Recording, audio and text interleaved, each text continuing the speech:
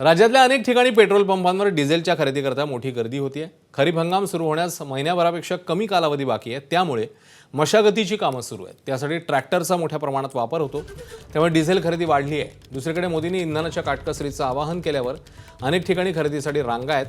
पुरेसा साठा असूनही अचानक मागणी वाढली, त्यामुळे पंपांवर आता डिझेल उपलब्ध नाही असे फलक लागले आहेत। त्यामुळे शेतकऱ्यांसमोर मोठं संकट उभं टाकलंय, ज्यावर आता मुख्यमंत्री फडणवीसांनी शेतकऱ्यांसह सर्वच जनतेला आवाहन केलं।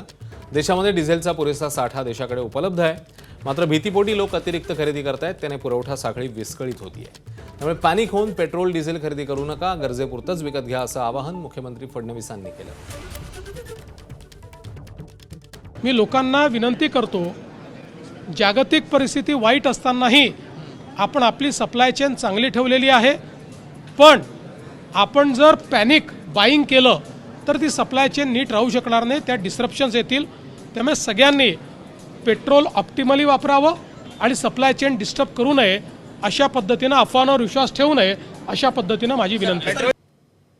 तर इंधन टंचाई संदर्भात कृषी मंत्री आणि परिवहन मंत्री काय म्हणतात, त्यांनी काय प्रतिक्रिया दिली आहे ते बघूया। साधारणतः आता 20% प्रमाण हे वाढलेलं आहे। मग ह्याचा अर्थ 20% प्रमाण नेहमीपेक्षा वाढलेलं आहे, ह्याचा अर्थ लोक थोडं भीतीने किंवा परत डिझेल संपल, पेट्रोल संपल, त्यामुळे ते पंपावर येऊन रांगा लावत आहेत, पेट्रोल डिझेल नेत आहेत।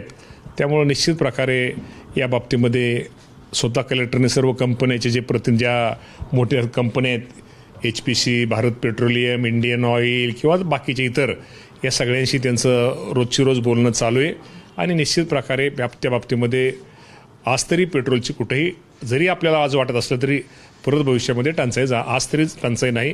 शेतकऱ्यांना कसं ट्रॅक्टरसाठी किंवा इतर सुविधांसाठी डिझेल मिळेल याची दक्षता घेत आहेत, परंतु साठे बाजार करणाऱ्यांनी मात्र एवढा मोठ्या प्रमाणात साठा करू नये ह्या मताचे आम्ही आहोत आणि तशा प्रकारच्या सूचनासुद्धा आम्ही देतो आहोत। पुढील महिना दीड महिना तरी आपल्याला डिझेल पेट्रोलचा तुटवडा तरी आपल्या राज्यामध्ये किंवा प्रामुख्यानं आपल्या देशामध्ये होणार नाही याची दक्षता आदरणीय पंतप्रधान आणि आमचे मुख्यमंत्री घेत आहेत।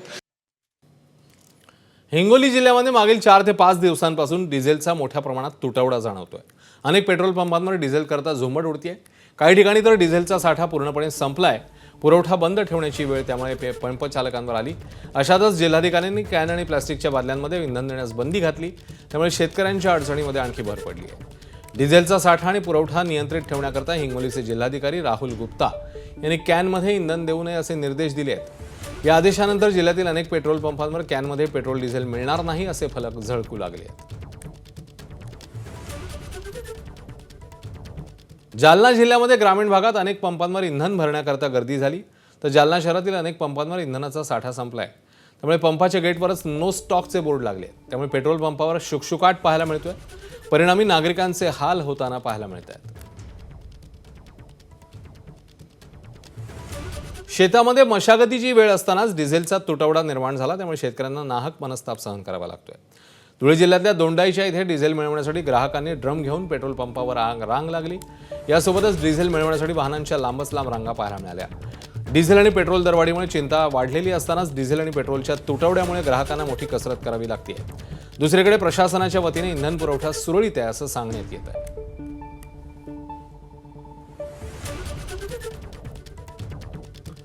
तर वाशिममध्ये सलग 6व्या दिवशी डिझेलचा ठणठणाट पाहायला मिळतोय।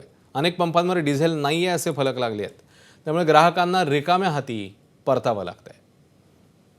ठिकठिकाणी ही स्थिती जी आहे ती बघायला मिळते। वाशिममध्ये डिझेल नसल्याचे पंपावर फलक लागले आहेत।